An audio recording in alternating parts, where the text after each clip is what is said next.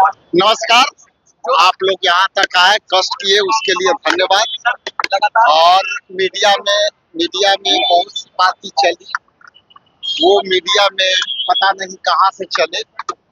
हमारे नेता राहुल गांधी जी, सम्मानित खड़गे जी, केसी वेणुगोपाल जी और सभी लोग को हम लोग चुनाव के परिणामों के पश्चात वहाँ बुलाया गया था और हम लोगों ने बैठ करके सारी समीक्षा की। समीक्षा में हार के कारणों को हम लोगों ने चर्चा किया और दो फेज में हमारे नेताओं ने बात सुनी। पहला तो उन्होंने जो है सामूहिक तौर से कुछ बातें, अपना एजेंडा रखा और उस एजेंडे के बाद फिर 1 बाय 1 हुए और सब लोग जो जो अपना राय था वो राय लोगों ने जम करके रखा और अपनी अपनी हिसाब से जो उनकी क्षेत्रों में उनके साथ जो प्रॉब्लम हुई थी उसमें अंत में निकल करके दो बातें आई जो विश्लेषण में और समीक्षा में।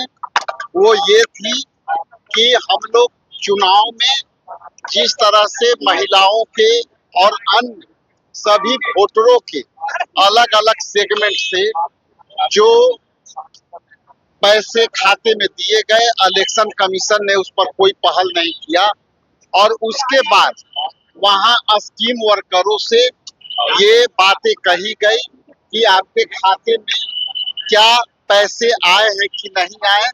ये सरकार के इलेक्शन कमीशन मदद कर रही थी और उसी के परिणाम स्वरूप उसी के अनुरूप हम लोगों ने किया।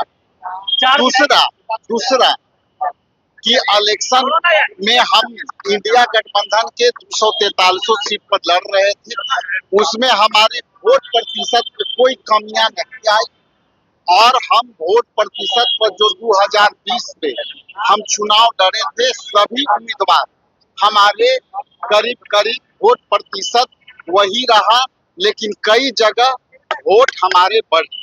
तो ये सब मिला के सारी चर्चा हुई। ऐसे अब क्वेश्चन है तो आप बताएं।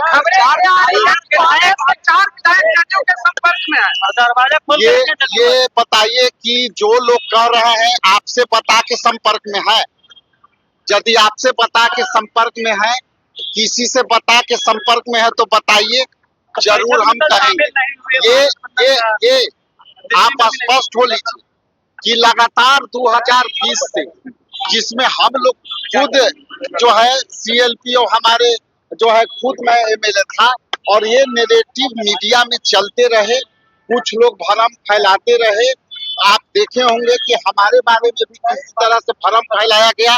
आप लोग 2 दिन पूरी TRP चलाई और अब जो सवाल आप किए हैं ये निराधार है और यदि कोई इस तरह की बात होगी तो हमको कोई प्रूफ देवे और तब हम उस पर कार्रवाई करेंगे।